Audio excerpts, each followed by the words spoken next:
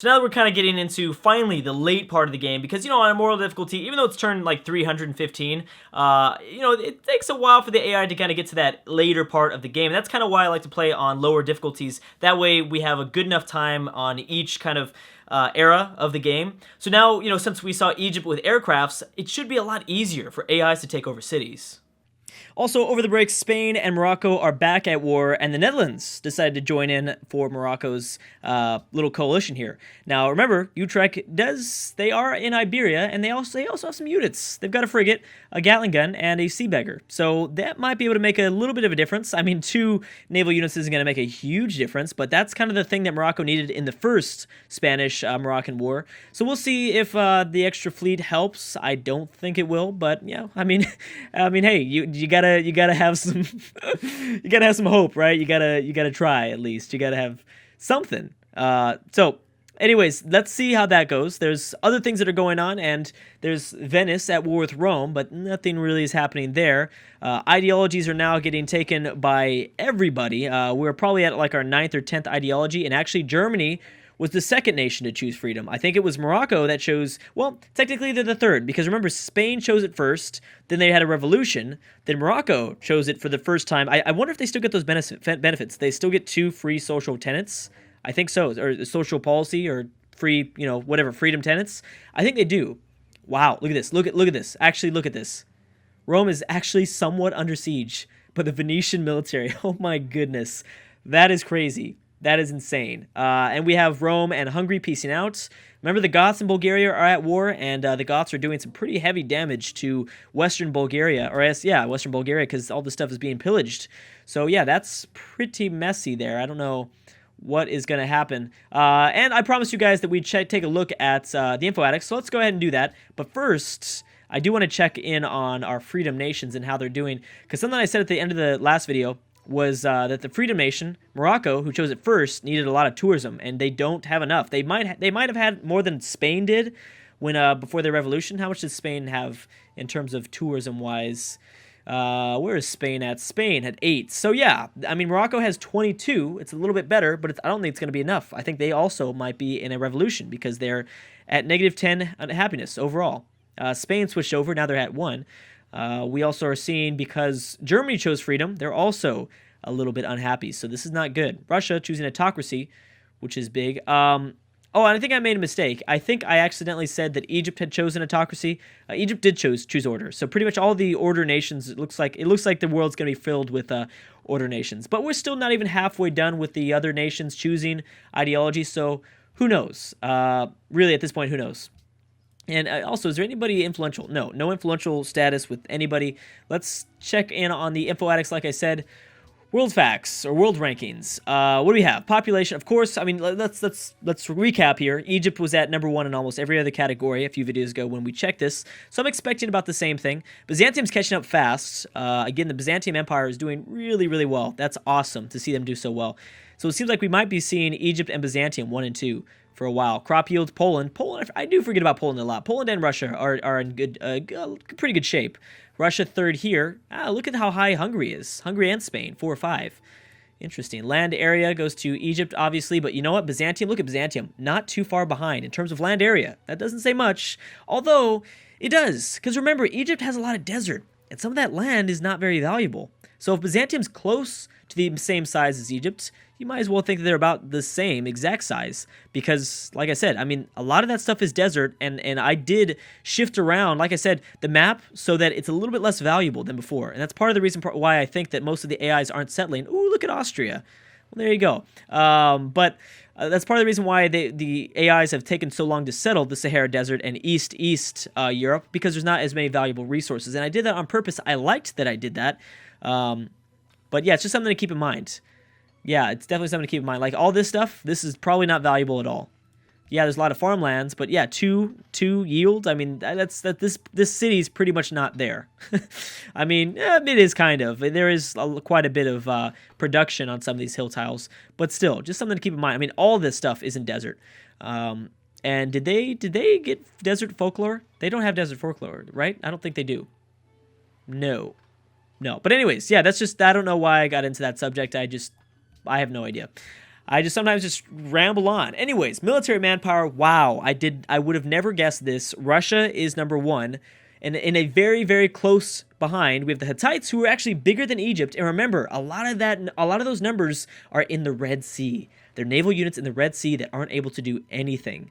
So really, the Hittites are significantly more powerful, I would say, than Egypt's army right now, at this very second. Now, if the Hittites can pull in somebody like Byzantium, I don't know how they feel towards each other, that'd be a big deal.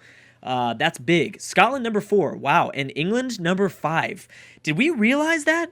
I don't think we realized how high they both were at military. Now, that might be because that might be the results of after the war. Maybe there was a stalemate, like we saw. There was a stalemate for quite a few turns. We did notice that. Maybe both of them decided to gear up and build more units while in the stalemate. Maybe now they're building more units because there's a Cold War. Like, technically they're at peace, but they know they don't like each other, and a war might gear up again. I don't know. Norway's in 6, surprisingly enough. I'm surprised that actually Poland isn't ranked higher on this list. 182,000 is significantly bigger, and Byzantium is kind of low. They're lucky because they're in a good spot. Well, no, they're not. I take that back because Western Byzantium is in a good spot. They don't really have to worry about Rome too much or Bulgaria. The Goths you're pretty safe against, but the Hittites. Technically, the Hittites could go to war for Byzantium. That's possible. And remember, same problem. Byzantium has a lot of naval units. But if the Hittites decide to declare war on Byzantium, you're talking about mainly a land battle. So the other nation would be obviously Russia. And that would easily be in favor of Russia. Russia would probably take these maybe 1 or 2 cities. It wouldn't be that big of a deal, but it would give significantly less power to Byzantium over who was the thing? Egypt. There you go. Egypt. Completely forgot who I was talking about for a second there. Social standing, of course, Poland always wins that. Scotland actually at a close second spot. Happiness, we've seen this before. Technologies, this is a big one. Russia, 53 technologies. Spain, surprisingly, in number 2. Tied with Byzantium at the Hittites in Egypt. All with 52 technologies. Hungary, Poland, the Netherlands, Germany, and Sumer all in the 3rd place spot. And actually, it's relatively close.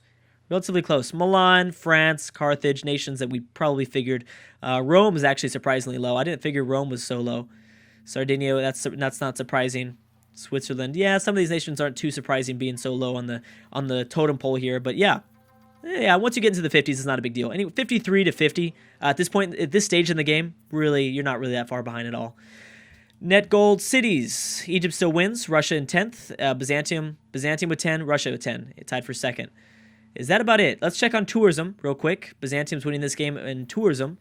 And influence, no one's influential with anybody. All right, that's all we needed to check. Wonders still, actually Byzantium has the most wonders now with 5. Scotland was number 1 before with 4, but not anymore. Anyways, let's finally go to the next turn. Glad that we checked on the info addicts. It's been a while since we checked in on that. Pretty big news, and I always love that military manpower category. That is the best. That really puts things into perspective. Because really, the ultimate factor here of how nations get to really big powerhouses is their military.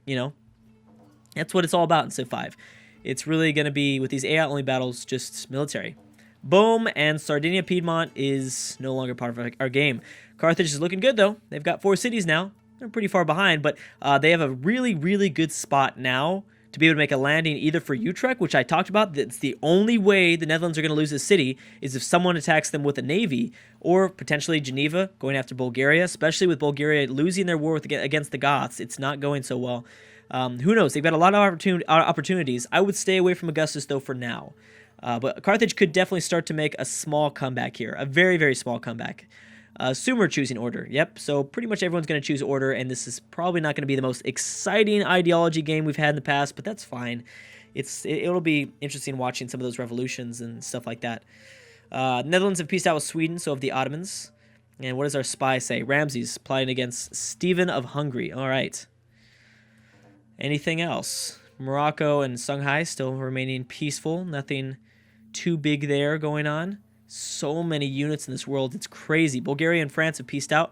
Iceland sending all sorts of units all throughout the Atlantic Ocean and the North Sea. But besides that, nothing else is happening. Still cannot believe that somehow Sweden is still alive. I imagine, especially with that huge force that Norway has, I don't think it's going to be for much longer. There it is. I didn't mention them, but yeah. Oh, wait, no, you can't take them over. Carthage? What am I thinking? Carthage can't take over Milan unless they have open borders. Yeah, look at that. So Venice is technically sieging Rome, but it's I don't think they're gonna seal the deal. Definitely not. Not with all these frigates, at least, protecting Rome. That's just too much. Still, I mean, someone could try something. Maybe Byzantium could try something. I'm actually worried for Byzantium. Byzantium might be the only, nation that could maybe rival the Egyptians, but at this point, they don't really have a big military. They don't have a big enough military. Especially with the Goths kind of approaching from the north, going after Bulgaria, and I think I don't want to say it's really likely, but it is somewhat likely that the Goths will take over the Bulgarian capital, and if they take over the Bulgarian capital, more than likely they'll take over the second city here too. I'd be worried for Byzantium, and then of course the Hittites. We don't know how the Byzantium and the Hittites feel towards each other, and that's something I need to do. Let's go ahead and change the spy from Egypt. The Egyptians are kind of boring right now. What can they do? They can do a few things. They probably will go after the Sumer soon, and that will be, again, land that very easy for them to take, and that'll give them a lot more land. Unless, of course, the Hittites decide to go after them. Wow, a reformation this late in the game from Judaism of Venice. Okay. Never mind. Yeah, I figured that hadn't been changed in a while. Judaism has been... Yeah, it's kind of not the strongest in Europe. I think it only has one city so far under its control. So I guess it's not that surprising. We should check on religion too. But before I forget, let's go ahead and make sure that we shift this guy around. I'm very interested to see what the Byzantium strategy is. Let's go to Constantinople. There you go. 30 population. Not bad either. But yeah, let's check on that because we haven't checked on this either. Religious overview. What do we have? So right now, Judaism actually has 2 cities. Oh, I'm sorry. 2 cities. I apologize. I messed up there. 2 cities. We have, right now, Buddhism is winning the game. The religion of the Hungarian Empire, mainly controlling Eastern Europe right now. We have a pretty strong Hinduism from Scandinavia, originating from the Scandinavian region. Celts doing pretty good. I'm sure the Catholicism controls most of the British Isles, as well as, I'm thinking Western Europe, maybe Iberia. Actually, probably, yeah, maybe potentially by Iberia. Bulgaria is doing pretty good with their religion too, since they're so close to the Hungarians' Buddhism. So that's pretty surprising. But anyways, that's no big surprise there. There's still a few more cities that technically all of Catholicism has completely taken over Iberia. Look at all these untapped cities over here, though. Completely just atheist cities. Lots of potential. Ooh, Germany, Venice. I talked about that in the last one, or I think maybe 2 videos ago. That's a good move for Bismarck. It is. Russia, Venice. Denmark, Venice. Oh man, you tried, Venice. You tried. Yeah, look, all just untapped territory. This is all open for anything. Oh, this is the other Jewish city. Nottingham and then Venice. Yeah. Wow. Okay, there you go. The Netherlands have joined in together too. We have Poland and Venice. So Germany has this pretty huge front in the northeast of Venice. So this might be interesting here. This could mean kind of a lot of different things. We'll see. We've got artillery units from Bismarck, so it's going to make things easier. It will make things a little bit easier. Switzerland has joined in. Now, will Milan or Rome do it? Or Hungary? That's another big one. If Hungary joins in. Hittites. Oh, Hittites, come on. That's just mean, man. You got a huge military. You should be focusing in on Egypt. Not little old Venice. Declare war. Or at least, wait until, I don't know. Wait for, the Egyptians to go after Sumer, and I guarantee you they will. I'm willing to bet they will. What else are they going to do with all these units here just stationed in Babylon? They're probably going to go after the capital, and they'll take it pretty fast too. It's just a matter of movement between units. That's how fast they'll take it. All right, so some of the wars have kind of slowed down. That's good because, man, there was a point where I just couldn't keep up. There was so many wars going on. It was just ridiculous. Poland has made some pretty bonehead moves here. They've had some really big mistakes. Can't wait to see what the spy says about Byzantium. Celts looking pretty good, but the Celts do not want to get involved. Now I realize why the Celts didn't get involved, because I didn't realize that England and Scotland has such high-ranking military. I didn't know they had that many units out. That many numbers, at least. Armenia joining against Venice. How's Germany doing? A lot of these units are like workers, settlers, musicians. I know they have they're great merchants, so it looks like they've got a lot of units, but technically they don't. They're civilian units. So this could be pretty one-sided. Did Hungary declare war? I didn't see Hungary declare war on Venice, but I don't remember. I don't recall. They either have open borders. No, they did. I think they just pillaged this tile, didn't they? So it is Hungary and Germany. Oh, man, Venice. Hey, you did good, man. Who would have guessed they would have made it to turn, 325 almost? I don't think they'll get destroyed in 3 turns. It'll take a little bit. Venice does have 75 city defense. That's pretty good. That's not bad. How are the Goths doing against Bulgaria? Bulgaria's still pushing. I got to give it to Bulgaria. They are strong. They always, in all of our AI-only battles, they've always been this very small, tall, but focused and defensive empire. It's very hard to take them down, and maybe that's just their AI trait. They've been close to always, being a wide empire in the very beginning, but they always make these, they always get really unlucky. I like to call them the unluckiest Civ in Civ 5. They really are. Bulgaria is. So far in these campaigns, the unluckiest Civ. I'm hoping that one of these times they get lucky in the beginning and grab themselves a few more cities, but they were stuck here with 2 cities. They're still defending against the massive force the Goths are trying to send down from the north, so that is pretty impressive. What do we have? England choosing order, falling in line with everybody else. The Netherlands and France have pieced out. It's only a matter of time before I think Poland pieces out. See what Elizabeth really needs to do is I hate to say it because there's a lot of people rooting for the Netherlands, but if you're rooting for England, you got to go after Amsterdam. You got to remove these borders that are separating the North Sea from the English Channel, because that's going to ruin a potential English-Scottish war, a second English-Scottish war, Sumer in Spain. If same thing goes for Scotland too, though. Scotland needs to go after Amsterdam, but I think that Scotland has a pretty good relationship with the Netherlands, so I don't think that's going to happen. They've given each other open borders. Sweden, Norway, there you go. That's what I was waiting for. So I think this will finally be the end of Sweden. I think that maybe this might be the end of Sweden. I mean, once Stockholm gets taken, that's where things get bad. Who are you playing against? Sumer. Well, that's a little bit too far off to the west. I'm sorry, the east. I don't know if you're going to be able to do that, Theodora, but hey, you can try. Yeah, that is what I thought.